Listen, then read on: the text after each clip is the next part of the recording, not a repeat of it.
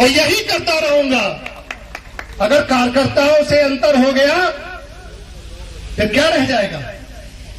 यही तो चुनाव के वक्त बोला था कि हर आदमी अपने आप को आनंद शुक्ला समझे। बोला था कि नहीं बोला था? कार्यकर्ताओं से पूछ रहा हूं, बोला था कि नहीं बोला था? कहीं किसी को अंतर लगता है क्या? आज किसी को अंतर लगता हो तो बता दो कि हाँ अंतर लग रहा है। न कथनी में अंतर होगा, न करनी में अंतर होगा, न कर्मों में अंतर होगा, न परिश्रम में अंतर होगा, न निष्ठा में अंतर होगा, न समर्पण में अंतर होगा। ये आप लोगों के आशीर्वाद और आप लोगों के साथ की ताकत है कि जैसा पहले था वैसे ही आज हूं, वैसे ही कल रहूंगा, वैसे ही परसों रहूंगा, इसी तरह सेवा करता रहूंगा। चाहता मैं भी यही हूं कि हमारी माताएं जो हाथ उठा रही समस्या के लिए ऐसे हाथ ना उठे। चाहते अगर कलेजा चीर के मेरा अगर सब आप लोगों के लिए करने का नौबत आए तो वो भी करने के लिए तैयार हो जाऊंगा। आपके कष्ट किसी तरह दूर हो जाए।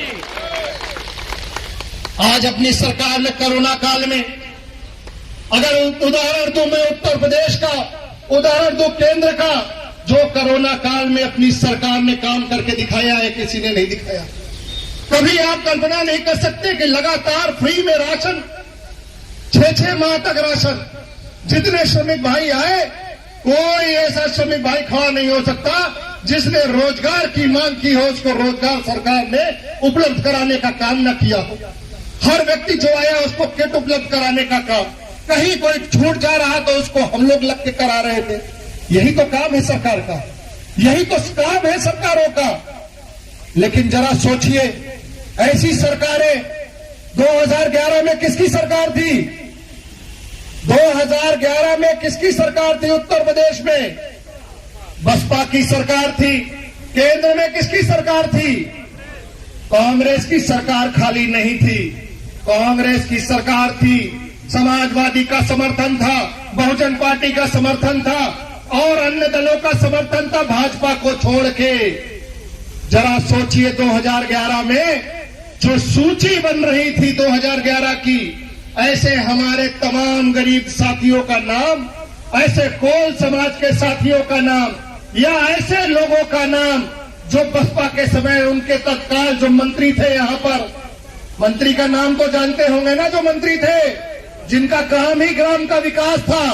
क्या कितना विकास हुआ? नहीं हुआ ना। जरा याद करिए कि मंत्री जी पहले कैसे चलते थे, किसकी साइकिल से चलते थे, किसके पीछे बैठते थे। और आज विकास तो हो गया लेकिन किसका हुआ? मंत्री जी का हुआ, मायावती जी का हुआ। करोड़ों करोड़ों का विकास हो गया। हमारी माताएं बहनें उसी स्थिति में छूट गई और विकास अपना करके चले गए। और विकास ही अपना उन्होंने नहीं किया, उसके साथ एक जघन्य अपराध किया, एक पाप किया। 2011 की सूची से ऐसे लोगों को हटाने का काम किया जो उनके मतदाता नहीं थे। अरे आज मैं विधायक हूं, क्या मैं उनका बस विधायक हूं जिन्होंने मुझे वोट दिया? मैं उनका तो विधायक हूं ही जिन्होंने मुझे वोट दिया है। मैं उनका भी विधायक हूं जिन्होंने इस बार भाजपा को वोट नहीं दिया, कमल के चुनाव चिन्ह को इस बार नहीं चुना। लेकिन पूरा विश्वास है जो गलतफहमी में पिछली बार रह गए होंगे, आने वाले समय में कोई नहीं रहेगा और सब लोग कमल का चुनाव चिन्ह चुनने का काम करेंगे। जरा सोचिए 2011 में नाम हटा दिया। कोई समाज का गरीब जितने हमारे चाहे पिछड़ा समाज हो, अति पिछड़ा समाज हो, ऐसे ऐसे ब्राह्मण समाज है, ऐसे वैश्य समाज, प्रजापति समाज, ये चिन्हित कर करके उनका सूचियों से नाम हटाया ताकि उनको योजनाओं का लाभ न मिल पाए। लेकिन आप घबराइएगा मत, परेशान मत होइएगा। आपने एक अच्छा काम किया है, उस सरकारों को सबक सिखाने का काम किया। 2014 में, 2017 में, 2019 में, 2019 के उपचुनाव में कमल के चुनाव चिन्ह को चुनने का काम किया है। जितने लोग छूटे होंगे उन छूटों को अपनी योजनाओं से जोड़ने का काम आपकी चुनी हुई सरकार भारतीय जनता पार्टी की सरकार करेगी। और कोल समाज को जिस प्रकार 5600 आवास स्वीकृत होने जा रहा है, आने वाले समय में और जितने लोग छूटे हुए होंगे उनको भी जोड़ने का काम यही भाजपा सरकार करेगी। और ये भाजपा की सरकार खाली अभी 5 साल नहीं है, आने वाले साल दर साल लगातार आप लोग अपना आशीर्वाद बनाए रखोगे कि नहीं रखोगे? हाथ ऊपर करके बताओ, आशीर्वाद रहेगा कि नहीं रहेगा? अरे जिसके साथ ऐसा आशीर्वाद हो उसकी सरकार को कोई हिला नहीं पाएगा, कोई डुला नहीं पाएगा। तो जितनी योजनाएं चल रही हैं लगातार चलती रहेगी और आपके घर तक आपके लाभ की योजना पहुंचती रहेगी। इस बात की मैं घोषणा कर रहा हूं इस मंच से आपके दावे के साथ। इस कोरोना काल में जब वैक्सीनेशन का काम प्रारंभ हो गया है तो मैं आग्रह करना चाहूंगा कि हमारे जो भी बड़े बुजुर्ग माताएं बहनें 60 वर्ष के ऊपर की आयु के हैं, सरकार आपको उसका टीका लगाने का मुफ्त में काम कर रही है।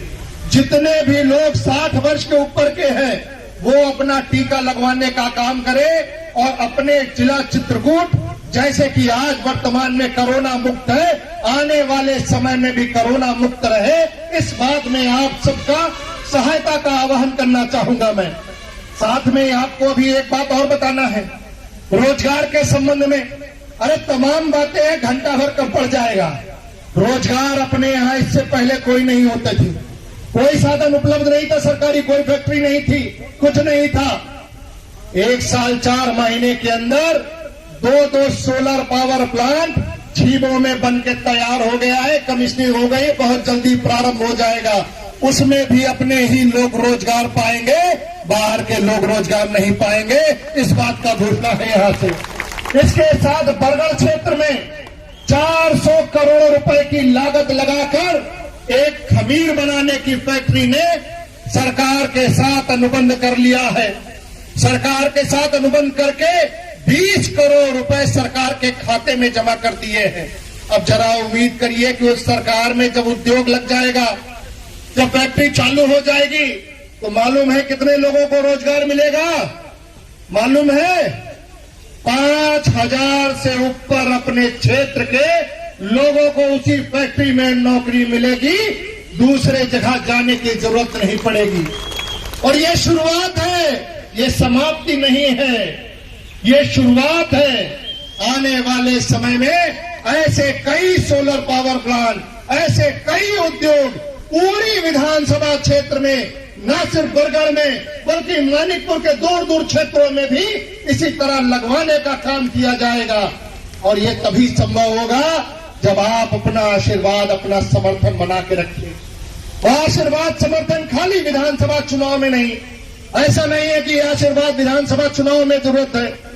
हर चुनाव में जहां पे एक विकास के लिए एक विधायक की आवश्यकता है, एक सांसद की आवश्यकता है, उसी तरह से एक जिला पंचायत अध्यक्ष की आवश्यकता होती है, जिला पंचायत सदस्य की आवश्यकता होती है, उसी तरह से ग्राम प्रधान की आवश्यकता होती है, क्षेत्र पंचायत सदस्य की आवश्यकता होती है, ब्लॉक प्रमुख की आवश्यकता होती है।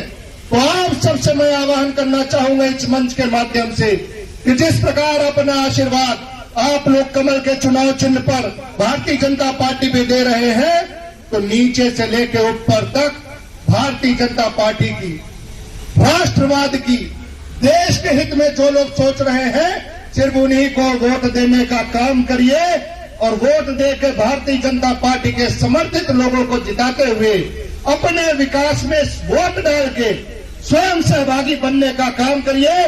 इन्हीं बातों के साथ मैं अपनी वाणी को देता हूं विराम। मेरे साथ बोलिए जय जय श्री राम, जय जय श्री राम। कामतानाथ महाराज की, परानो बाबा की, मार्कंडेय आश्रम की, ये जितने नाम लेंगे ना वो सब पर्यटन स्थल में विकसित होंगे। और जब वो विकसित होंगे तो वहां भी सबको रोजगार मिलेगा। किसी की दुकान लगेगी, किसी को कुछ लगेगा, चाहे लालापुर हो, चाहे मारकुंड, चाहे सोमनाथ मंदिर चर हो, चाहे न्याय माता मंदिर हो, चाहे आनंदी माता मंदिर बगदरी हो, चाहे राम जानकी मंदिर बंडौर हो, ये सारी जगह को विकसित करने का काम किया जाएगा। बहुत बहुत सबका धन्यवाद, बहुत बहुत सबका आभार।